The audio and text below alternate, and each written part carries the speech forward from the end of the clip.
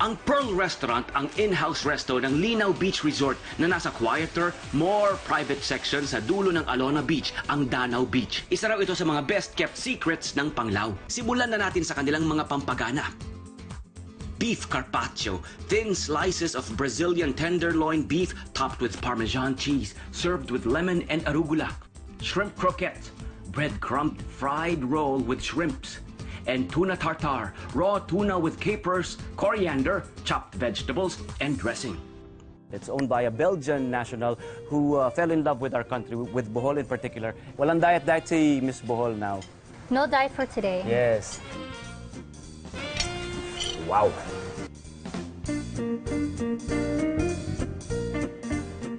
And the lemon sort of gives it a tangy sort of taste to it, as well as I think it's mayo. For me, it's complements yung pine nuts na nilagay niya sa baka. Juicy siya, tsaka sobrang flavorful. I don't mind na raw siya. Ang binibida mo rin yung flavor ng beef. I like that it's there. I like the change of flavor from the beef flavor to the greens.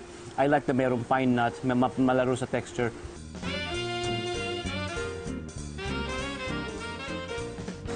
Has a nice texture, like it's crunchy in the outside and then it's quite smooth in the inside. Soft actually. Gusto ko yung may crunch habang ninunguya mo siya. Para nagko-complement siya dun sa creamy and yung lambot ng shrimp. Naghanap na ako to pair it with, di ba, parang sauce. Pero the filling, it's creamy. Yung portioning niya malaki. I like the presentation. Okay, I like the keepers. Gusto ko siya. Raw fish, di ba? And then merong wasabi, mayo. It adds that Japanese na theme that they're going for. Gives it that extra kick to the flavor. Hindi ako fan ng medyo maasim, pero tolerable siya sa akin. It is quite similar to kinilaw. Yeah. Yes, like vinegar and the raw fish. It's very tender. It sort of melts in my mouth, so it has that really nice flavor. Reviewers, appetizers pa lang yan. Magustuhan nyo rin kaya ang susunod nilang paandar? Seafood platter! A selection of the finest seafood with fresh vegetables. Ready na, oh. Ready na yung mga gadgets namin. Go! Okay yung ano niya, yung pagkaluto ng scallops. Juicy sa loob. Yeah, I like the balance of the taste. Scallop and cheese is just like, for me, it's like the best. 8 kinds of seafood ang nasa platter, guys. Seafood pa more! Have a crab. Oh, lobster, oh. Lobster. Para kay Karen, oh. Yeah.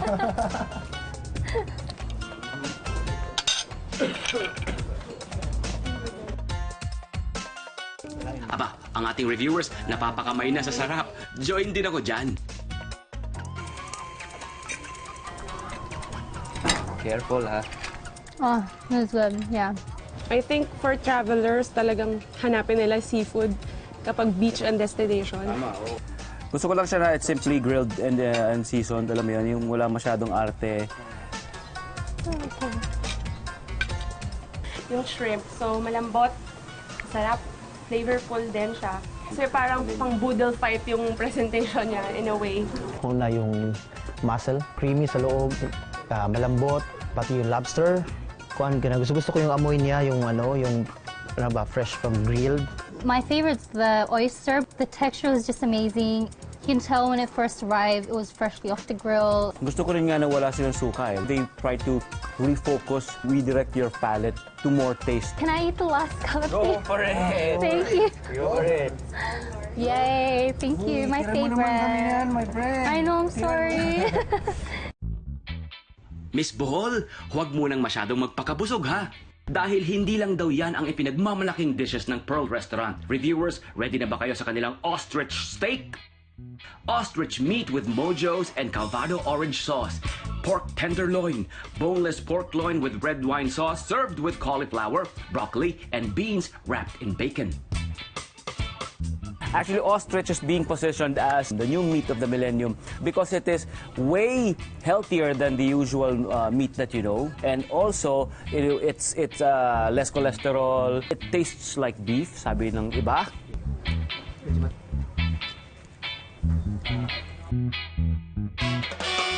parang meat na parang chicken. Also, the addition of potatoes and bacon kind of adds to that yung in-expect mong flavor. Makes it more fun, di ba? Parang, and more acceptable. Masarap yung lasa niya, yung marination niya, nag-absorb dun sa laman, sa loob. Vegetables crunchy, yeah. Yeah, it's Favorite quite na raw niya rubbery. I'm more of a well-done person. I like my meat cooked. I think ako, sa akin, foolproof for me. The moment you put your restaurant, your hotel, di ba, in front of your beach, it makes everything nice. It makes you enjoy more of the food together with the view. Very accessible. Galing mo sa room, takbo ka na lang sa beach. And we have here pork tenderloin with mushroom sauce. You've got some cauliflower and broccoli, and my favorite is mushroom sauce. Oh my goodness. I will try first. Hinarangan the word itself, di ba?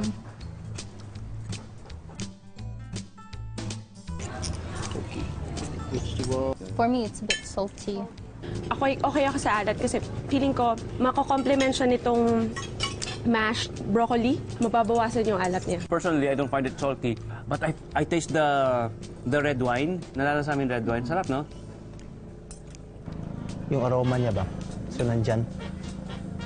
Malalasahan mo ba? Tender yung pork. For me, that's how it should be. Yung the pork, it should be cooked. To seal the deal dito sa Pearl Restaurant, syempre, hindi natin dapat palagpasin ang kanilang dessert, Crepe Supreme. Mango crepe with vanilla ice cream. Enjoy. There's always room for desserts. Nice. Yung mangga niya, tamang-tama sa hinog. Very soft. Very simple, di ba? Play, play on texture and flavor. When in Bohol, punta na sa Pearl Restaurant. Matatagpuan ito sa Linaw Beach Resort, 999 Daurong Danau, Panglao, Bohol. Bukas sila Lunes hanggang Linggo, 6:30 a.m. hanggang 10:30 p.m. Sa presyong 120 pesos to 1,390 pesos, sulit na kabusugan ang naghihintay sa buong pamilya at barkada. Opened in 2014, ang Tarsier Paprika ay isang cliffside restaurant na may panoramic view ng Bohol Sea at tanaw mula rito ang isla ng Siquijor.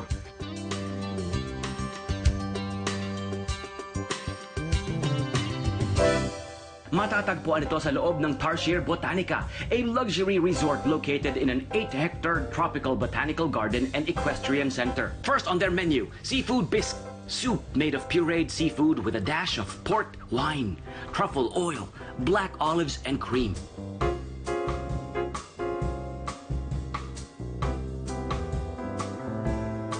First time ako maka-experience ng ganitong soup. Parang may chocolate. No tone. It's actually the soup mismo, the broth, di ba? It's seafood and it's from hours of boiling and smoky siya na lasa. I was actually expecting it to be more creamy. But then meron siyang, it's actually yung seafood na like the blender and pureed. So what you're getting is seafood goodness. The balance is good. Kuan siya, yung lasa niya talaga is na-feel ko kasi may dill na nilagay eh. And their chef is French, actually. And he's Adrien Guerry. Pero ang maganda balita, we have Filipino chefs also here. Isunod na natin agad ang kanilang appetizers, Kingfish Carpaccio. Thinly sliced raw kingfish with garden herbs and lemon caviar served with fresh vegetables. And foie gras de canard, duck liver terrine with special bread and pink-peppered mango chutney.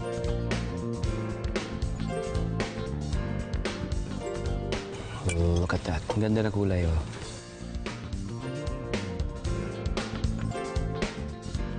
Nagme-melt siya sa bibig mo. And ang sarap ng pop ng caviar. I'm not a fan of raw, but it's actually nice, the flavor. Like sushi. And Sashimi sushi. yeah, like it's really tender and soft. Pero masarap yung yung lemon na caviar nila. Sarap. Ako gusto ko yung kingfish carpaccio. I want more. Pagka-prepare niya is maganda yung presentation. Then yung pagka-marinate niya is talagang tagos yung lasa na sa loob ng ano ba. Okay, how about our foie gras du canard? Wow. Oh, mango. bago sa panglasa ko. Yung duck niya is nag-complemento sa mango na toppings and na-pair na yung sweetness at saka yung lasa ng duck. Nakakatawa, no? Ang French niya, no? Pero it's actually very tropical at the same time because of the mangoes. That's good. This is actually nice, like the combination with the bread, the spread, and like the mango really works. Iba-iba yung flavor. May sweetness, may maasim. And for some reason, parang you kind of taste, parang it's fragrant. There's so many flavors all together, and it just works. It's like an explosion. Yeah, love it. For their main course, let's try their grilled tomahawk steak. On the bone, U.S. Angus beef ribeye steak with roasted potatoes and green pepper sauce. Fish en papillote. Lapu-lapu with garlic, onions, cherry tomatoes, olives, and lemons wrapped in aluminum foil and banana leaves. Served with potato gratin and carrots. Look at that. Oh, malambot.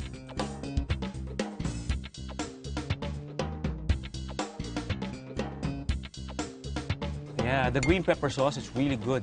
A very mild, diba, glide of heat, pero it's really good. Juicy, lightly seasoned beef. With or without the sauce, sobrang tasteful niya. Sobrang tender and juicy. It's cooked very well. Masarap siya. I will shell out money as long as it's good. Yeah. As long as it's memorable. It's good for sharing. Wow, I like the smell. Simple lang, pero rock. Yung malinis yung lasa, no? Fresh fish, fresh lapu-lapu. Then tama-tama lang yung wine na yung nilagay niya ba. So yung wine is isa din yun na makawala ng amoy. So talagang ano siya, masarap yung lasa. The fish together with like the tomato and the onion, the garlic. Oh my gosh! And together with the potatoes, it's just mouth-watering. Like it just melts my mouth. Hindi nga strong yung flavors niya, pero not necessarily bland din. You'll appreciate it. Must try din dito sa Tarsier Paprika ang kanilang Asian 9 Treasure Salad. Grilled chicken with walnuts, mango, water chestnuts, and lettuce in sesame vinegar dressing.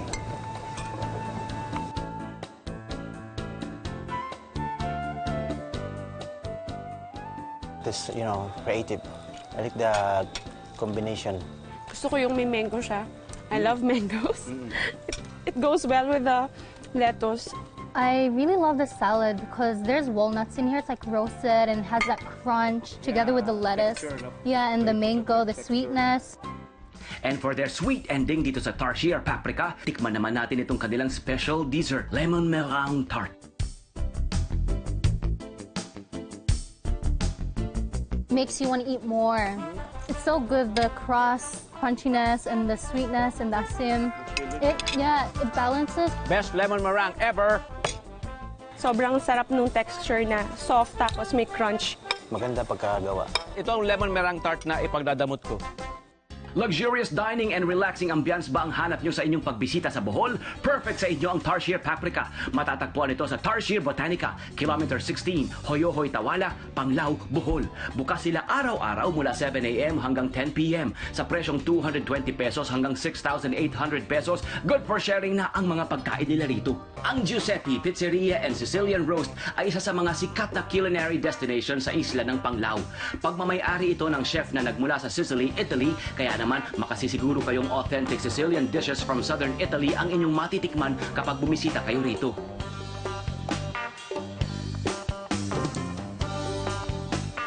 I'd like to try Giuseppe's because ang Giuseppe's ay institusyon na raw dito sa Bohol. How can you go wrong, diba, with Italian food? It's filling, it's vibrant, and it's good. Let's first try their antipasti or appetizer, Parma mango. Succulent mango wrapped in Parma ham. Maiale tonnato, thin slices of roast pork topped with tuna sauce. Parma is actually a place in Italy where they make that ham.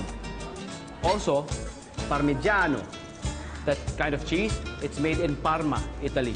Kaya Parmigiano. Yung taste ng mango at saka yung Parma is nagmi-melt sa bibig mo. So masarap siya. Sweet and salty because of the meat, pero it combines. Mango complements it all. Okay siyang combination. Tonato is actually tono, tuna in Italian.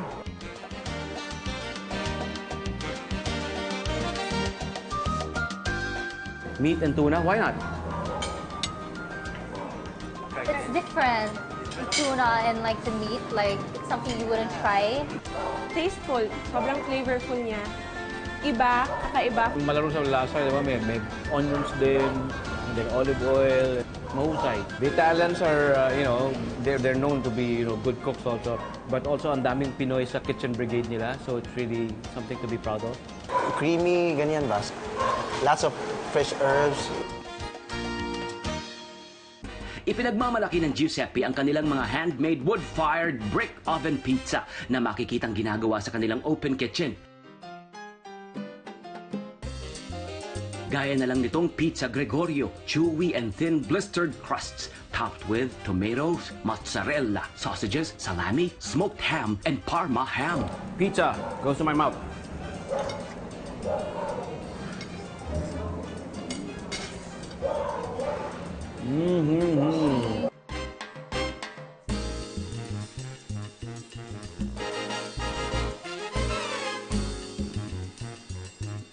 Best pizza in town. It's good. Masarap yung ano niya, yung crush. Tomato is fresh, really fresh. Look at that. Big portion, and no nonsense na dough. Soft, di ba? And at the same time, very good to the bite in dough. And then generous Parma ham all over with really good sauce. Cheese all over. The crust is quite thin, so it really goes well with the meat. When I heard Giuseppe, I'm really looking forward for the pizza and the pasta. So, not disappointed at all. Very juicy. Siyempre, hindi kumpleto ang Italian dining kapag walang pasta. Kaya heto na ang ravioli, spinaci e ricotta. Ravioli filled with spinach and ricotta cheese. Spaghetti marinara. Spaghetti with assorted seafood. I heard the word cheese.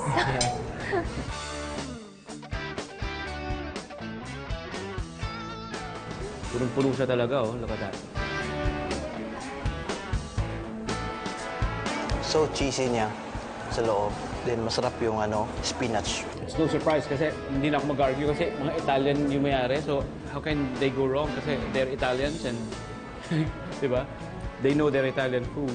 It's really soft, so when you put it in your mouth, it just melts and it's just good. Ako na-surprise ako when I slice it. Yung color niya, very appetizing. Yung feeling niya, sobrang sarap. Mga colors, it represents the Italian flag. So there's the white because of the cheese, diba? There's the red, courtesy of the sauce, and the green, the basil. And so it's very nationalistic, yung mga pagkain nila. Talagang big servings din. So good for family, for travelers. Oh-ho!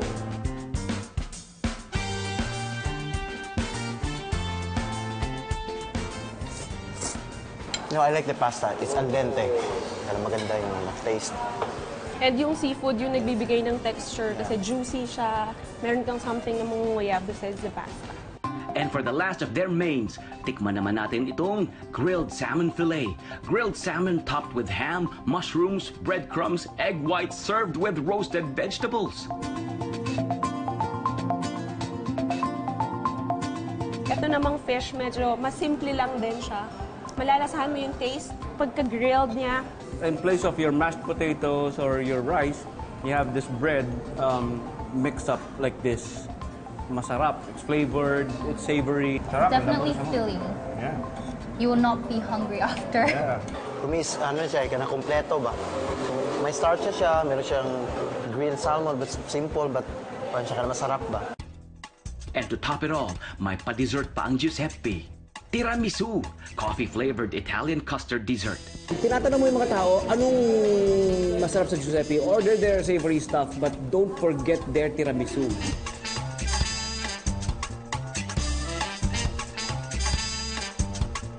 Very soft. Good job. Sarap.